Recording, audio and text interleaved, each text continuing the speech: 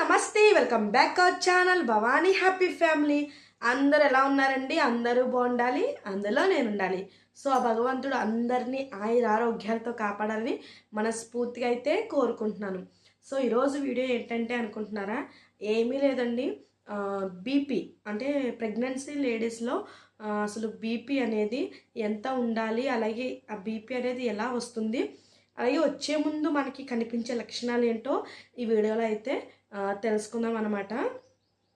BP వల్ల అంటే ఏమేమి ప్రాబ్లమ్స్ వస్తాయి అనేది కూడా క్లియర్గా తెలుసుకుందాం. సో వీడియోకి వెళ్ళిపోయి ఎంతకన్నా ముందు ఇంకా మన ఛానల్ ఎవరైనా సబ్స్క్రైబ్ చేసుకోకపోతే వెంటనే సబ్స్క్రైబ్ చేసుకోండి. పక్కనే బెల్ ఐకాన్ ఉంటుంది, దాన్ని టింగ్ మనం ప్రెస్ చేశారంటే అలానే నోటిఫికేషన్ ఇచ్చారంటే నేను ఏ వీడియో పెట్టినా మీ వరకు చేరుతుంది. So please subscribe our channel Bhavani happy family.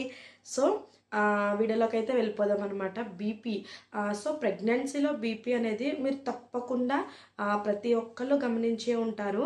మీరు ఫస్ట్ హాస్పిటల్కి వెళ్ళగానే మీరు ఓపీ రాయించుకున్న వెంటనే మీకు వెయిట్ చెక్ చేస్తారు, చక్కగా బీపీ అవి చెక్ చేస్తారు. ప్రెగ్నెన్సీ వాళ్ళకి ఖచ్చితంగా చెక్ చేస్తారనమాట. వెయిట్ అండ్ బీపీ ఇవన్నీ కూడా కంపల్సరీ చెక్ చేసి అవన్నీ ఆ కార్డ్ మీద నోట్ చేసి మనల్ని డాక్టర్ రూమ్కి అనేది పంపుతారు. సో నేనైతే అది అనుభవించాను, అంటే ఫేస్ చేశాను నేను అది. ఓపీ రాయించుకున్న వెంటనే బీపీ చెక్ చేసి వెయిట్ చెక్ చేసి డాక్టర్ రూమ్కి అనేది పంపడం. సో నేను అందరూ అలాగే పంపుతారు అంటే మీరు కూడా అదే ఫేస్ చేసి ఉంటారు అనేసి అయితే నేను అనుకుంటున్నాను. సో ఇప్పుడు ప్రెగ్నెన్సీతో ఉన్న వాళ్ళైతే అదే ఫేస్ చేస్తున్నారని కూడా అనుకుంటున్నాను. ఎందుకంటే ఫస్టే మనకి దాని మీద నోట్ చేసుకుంటారు అనమాట, ఎవరికి ఎంత ఉంది ఇవన్నీ మన డాక్టర్కి తెలియాలి కాబట్టి. సో బయట నర్సులతోనే అన్నీ ఫస్టే చెక్ చేపిస్తారనమాట. సో యూజువల్గా బీపీ అనేది 120/80 అలా ఉంటే నార్మల్ అండి.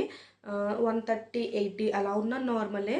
సో ఒకవేళ 90 క్రాస్ చేస్తే 130 నుంచి 90 అంటే 120/80 ఉన్నా నార్మల్, 130/80 ఉన్నా నార్మల్.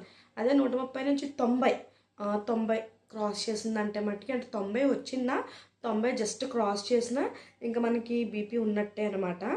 సో అసలు ఈ బీపీ అనేది ఎలా వస్తుంది అంటే కనుక ఫ్యామిలీ అంటే ఫ్యామిలీ హిస్టరీ వల్ల కూడా రావచ్చు. అంటే లైక్ ఇప్పుడు మీరు ప్రెగ్నెన్సీతో ఉంటారు కాబట్టి ఒకవేళ మీ మదర్కి బీపీ ఉన్నా, సో అలా ఫ్యామిలీస్లో ఎవరికన్నా అంతగా ముందు ఎవరికైనా బీపీ అలాంటివి ఉన్నా సరే బీపీ అనేది వచ్చే అవకాశం ఉంటుందన్నమాట. సో ఖచ్చితంగా ఫ్యామిలీ హిస్టరీ అనేది రిపీట్ అవుతూ ఉంటుంది కదండి. సో అలా కూడా బీపీ వచ్చే అవకాశం ఉంది. లేదు అంతకుముందు ప్రెగ్నెన్సీ అంటే మీరు ఒకవేళ ఒక ప్రెగ్నెన్సీ అంటే ఒకరికి ఆల్రెడీ జన్మనిచ్చి ఉంటే ఇది రెండోది అనుకుంటే కనుక ఫస్ట్ ఒక దాంట్లో బీపీ ఉన్నట్టయితే సో రెండో దాంట్లో కూడా బీపీ వచ్చే అవకాశం ఉంటుంది. అలాగే ట్విన్స్ ప్రెగ్నెన్సీ అయినా ఒకవేళ మీ బొజ్జులో ఇద్దరు అంటే కవల పిల్లలు ఉన్నా సరే కవల పిల్లల ప్రెగ్నెన్సీ అయినా అందులో బీపీ వచ్చే అవకాశం ఉంటుంది.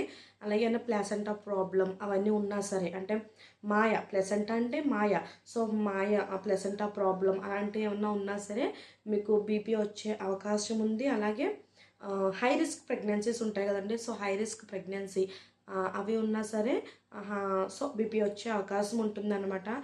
హై రిస్క్ ప్రెగ్నెన్సీస్ అంటే జస్ట్ మనకి ఏమన్నా అంటే ప్రెగ్నెన్సీ రావడం, అంటే ఎన్నో కొంచెం టాబ్లెట్స్ అలాంటివి వాడినప్పుడు ప్రెగ్నెన్సీ రావడం, ఎన్నో కేర్ తీసుకున్న తర్వాత ప్రెగ్నెన్సీ రావడం, లేకపోతే పీసీఓడి ప్రాబ్లమ్స్ అలాంటి థైరాయిడ్, ఈ ఆల్రెడీ షుగర్ ఇవన్నీ అంటే కొంచెం ఎక్కువ ఉన్న వాళ్ళకి ప్రెగ్నెన్సీ రావడం, ఎక్కువ ఏజ్ అంటే 35 ఇయర్స్, సో మోర్ దెన్ 30 వరకు గుడ్ అనమాట. సో 35 దాటిన కాడి నుంచి కూడా, సో 30+ నుంచే కొంచెం ఇదే ఉంటుంది కాబట్టి, సో 35 అట్లా ఆ ఏజ్లో ప్రెగ్నెన్సీ ఉన్న వాళ్ళకి సో అలాంటి వాళ్ళందరికీ కూడా బీపీ వచ్చే అవకాశం ఉంటుంది.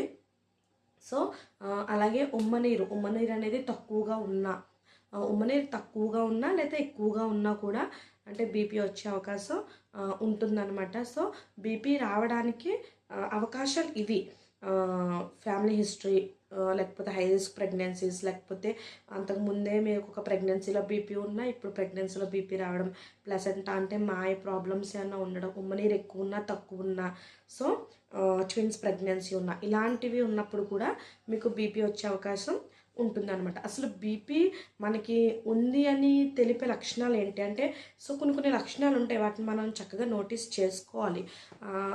అంటారు కదండీ! సో ఇప్పుడు మీకు కదలికలు ఎన్ని తెలుస్తున్నాయి, కదలికలు ఇలా కనుక్కోండి అనేసి పెద్దవాళ్ళు మనకి ఎలా చెప్తారు. అలాగే మీకు ఎలా అంటే ప్రెగ్నెన్సీ వచ్చేటప్పుడు వికారంగా ఉందా, వాంతులు ఉన్నాయా, సో అయితే మీ ప్రెగ్నెన్సీ వచ్చింది అనేసి కట్ట ఎలా అయితే లక్షణాలు ఉంటాయో అలాగే బీపీ వచ్చినప్పుడు కూడా మనకి ప్రెగ్నెన్సీలో లక్షణాలు అనేవి ఉంటాయి అన్నమాట. సో లక్షణాలు ఏంటంటే కనుక కాళ్ళ వాపులండి.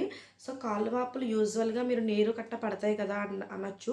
ఒకవేళ కాళ్ళు అంటే ఇలా ఒక నొక్కితే బాగా సొట్ట పడిపోవడం అట్లాంటివి ఉన్నప్పుడు, సో ఎక్కువ వాటర్ అంటే ఎక్కువ కాళ్ళు వాపులు అంటే ఎక్కువ నీరు పట్టేయడం అనమాట. సో అలా ఒకటి అర్థం చేసుకోండి మీరు. ఇలా సొట్ట ఎక్కువగా పడిపోతుంటుంది కదా, సో అలాంటప్పుడు అలాగే వెయిట్ గెయిన్ అంటే ఇప్పుడు ప్రెగ్నెన్సీలో అంటే వెయిట్ మీరే కదా గెయిన్ అవ్వమన్నారు, మళ్ళీ వెయిట్ గెయిన్ అంటున్నారేంటి అనుకోకూడదు. సో వెయిట్ అనేది అంటే మీ వెయిట్ని తగ్గట్టు మీరు వెయిట్ ఎలా ఉండాలనేది ఇదివరకు మనం వీడియో ఒకటి చేసాం. యూజువల్గా 12 కేజీలు వెయిట్ అనేది పెరగాలంటారు ప్రెగ్నెన్సీలో. అంతకు మించి ఎక్కువ అంటే నెలకి ఒక 2 కేజీలు వేసుకోండి. అలా 2 కేజీలు కాకుండా ఇంకా అంతకు మించి ఎక్కువగా పెరిగిపోవడం వల్ల, సో వెయిట్ గెయిన్ బాగా అవ్వడం వల్ల ప్రెగ్నెన్సీలో, సో అలా కూడా మీకు బీపీ వస్తుంది అని తెలుపుతుంది అనమాట. మీ బాడీ మీకు ముందే తెలుపుతుంది. సో అదొకటి.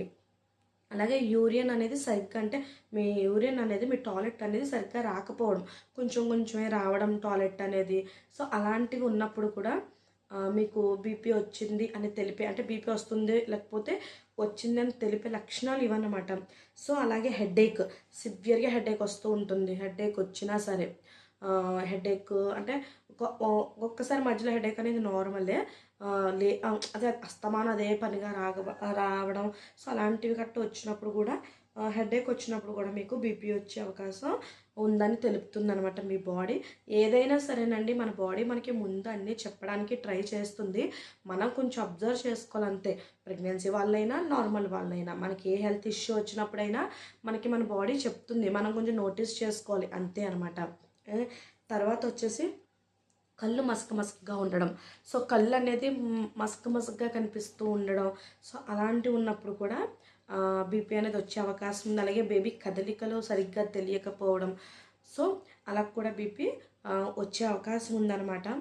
బీపీ కంట్రోల్లో లేకపోతే, ఒకవేళ బీపీ కంట్రోల్లో లేకపోతే ఏమవుతుందంటే కనుక ఫిట్స్ వచ్చే అవకాశం కూడా ఉందండి.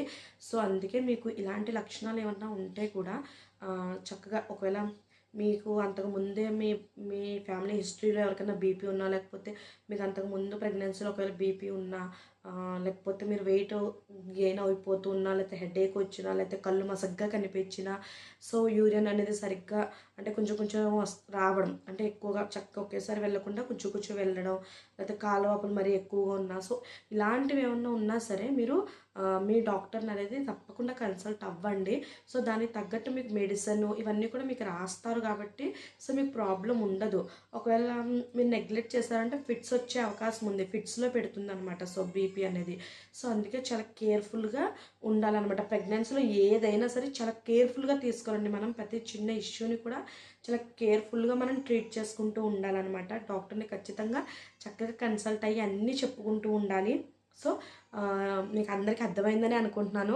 సో చక్కగా అన్నీ మీరు ముందే చూసుకుంటూ చక్కగా డాక్టర్ని కన్సల్ట్ అయ్యి చక్కగా సరిగ్గా మెడిసిన్ ఇవన్నీ తీసుకుని బాగా మీ ప్రెగ్నెన్సీని ఎంజాయ్ చేస్తూ చక్కగా బేబీకి డెలివరీ ఇవ్వండి.